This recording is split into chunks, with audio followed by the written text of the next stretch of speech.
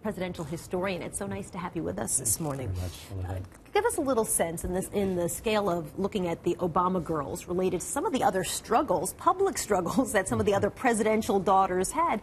Seems like so far, knock on wood, so far so good. So far so good. The real trauma for a presidential child is not the White House, not the period in the White House. The real trauma is establishing identity separate from the parent. So it almost doesn't matter. The child can even be born after the White House. John Tyler had 7 children born after he left the White House, and yet they experienced the same phenomena.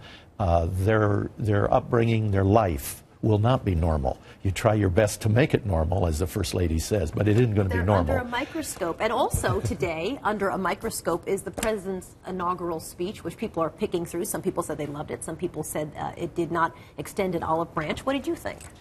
I was surprised that it was as ideological as it was. We really won't know for a long time. The future writes the past. So I think it will be very memorable. Both of his speeches will be memorable. The first one because he's the first African-American elected.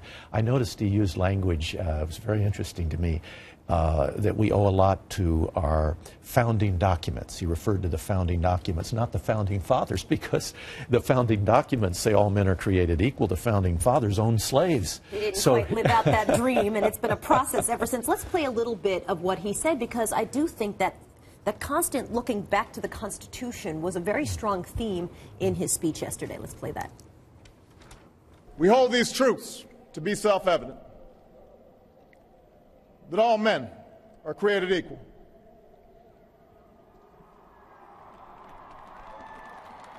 that they are endowed by their Creator with certain unalienable rights, that among these are life, liberty, and the pursuit of happiness.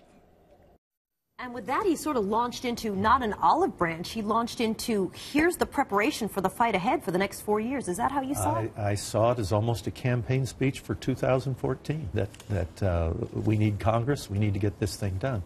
Yeah, I saw it that way. And very, very interesting, the Republicans and Democrats both are in this death embrace. They each have their own constituents. They're throwing a lot of money at them on both sides. The Republicans, it's corporate cronies and friends. They're taking money from the federal government. And on the Democrat side, it's the C4s and C3s and the poor, which need help from the government. But I noticed the president's line. He had a line in his speech where he said, every job, the nation needs to find a decent wage for every worker.